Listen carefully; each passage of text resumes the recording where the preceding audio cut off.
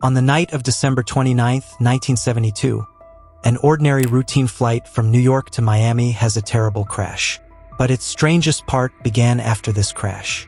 This is Flight 401, an incident that became famous not only because of human error, but also because of the strange and paranormal activities that followed. This story is not about a crash, but about those ghosts that have been a mystery for 50 years. How a ghost of a pilot saved the lives of 180 people. To know what actually happened on that night, watch the video till the end. Friends, on a night of December 29, 1972, Eastern Airlines Plane 401 prepares to go from New York to Miami during a routine flight. A total of 176 people were on board, including 163 passengers and 13 crew members. This plane was to be flown by Captain Bob Loft and First Officer Albert Stockstill, in which 55-year-old Bob Loft had an experience of 30,000 hours of flight hours. After seating the passengers, an important announcement is made. And at exactly 9:20, the plane takes off from John Kennedy Airport in New York, which has to land at Miami Airport in Florida.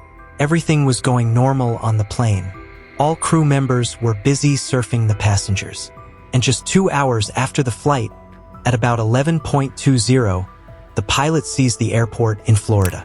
Just a few miles from the airport, the pilots prepare the plane for landing. The flight attendant also makes an announcement related to landing. But no one knew that this announcement would never reach reality. As soon as the pair reaches the airport, the co-pilot pulls the lever of the landing gear. When he pulls this lever, he sees that the green light of the lever is not on. This means that the landing gear is not being locked.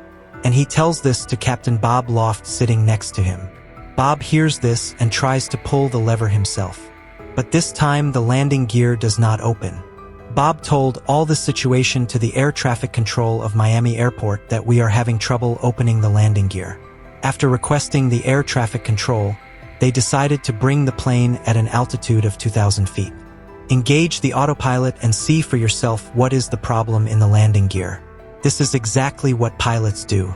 Instead of landing the plane, they take it to an altitude of 2,000 feet and put it in autopilot mode. But here the pilot made a small mistake, which caused the plane to crash. When Captain Bob Loft leaves the cockpit and reaches the cabin with flight engineer Don Rappo, after seeing the indicator, he thinks that there is some problem with the indicator. That's why he tells flight engineer Don Rappo to open the entire indicator and check. But Don Rappo tells him that the flight indicator is working properly. Crew members and pilots were so focused on fixing the landing gear that they didn't even know that the autopilot they had installed had been disengaged. Here Captain Bob Loft tells flight engineer to go to the cabin below and see what the problem is with the landing gear. When Don Rappo reached the cabin below, he was shocked to see that both the landing gears on the back were open, but the front landing gear is jammed. And if we land without it, there is a 90% chance that the plane will crash. Seeing all this, Bob Loft starts going to the cockpit so that he can tell the air traffic control about the whole situation. But as soon as he reached the cockpit, he saw that the plane was only at 1,000 feet altitude, the autopilot was disengaged and the plane was going fast towards the ground. All the passengers on the flight had now realized that something abnormal was going on in the plane. Seeing the plane falling rapidly, Don Rappo tries to pull it up. But this attempt is unsuccessful and the plane crashes 30 kilometers away from Miami Airport in Marchland, Florida. When the plane was colliding with the ground, its speed was 350 kilometers per hour. This crash was so dangerous that 101 people lost their lives and the rest were badly injured. This crash was the most dangerous and mysterious crash in aviation history.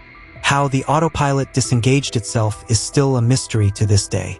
After listening to the story so far, you must have thought that there was no ghost or any paranormal activity in this flight. Well, it actually started after this crash. After the crash of Flight 401, the joke parts of the plane were fine or less damaged. They were repaired and used in other planes. And just after this, strange and paranormal activities began to happen in the planes. Eastern Airlines passengers started claiming that they see ghosts in the plane, and if this was only with 1 or 2 passengers, it could have been considered their illusion. But at the same time, more than 100 passengers and even crew members began to see ghosts. Crew members reported that they see the ghosts of Captain Bob Loft and First Officer Albert Stocksdale in the plane.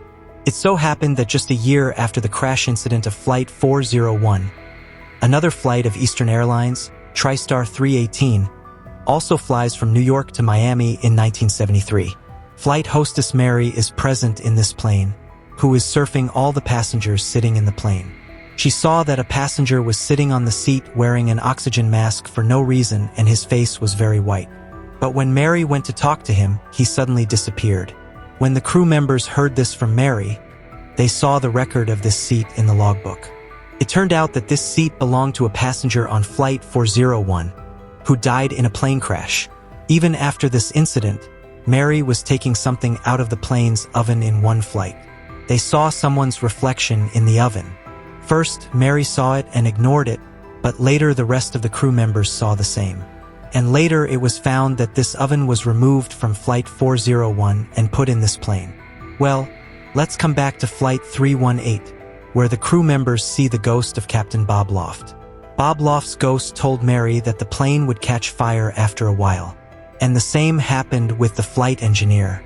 After a while, the pilot of the plane felt that this engine was not working properly. There has been a malfunction problem. So after talking to the air traffic control, they decide to turn the plane from here and take it back to New York. At that time, the plane was passing over Mexico City, which is turned and taken back to New York. Fortunately, the plane lands safely with all the passengers in New York.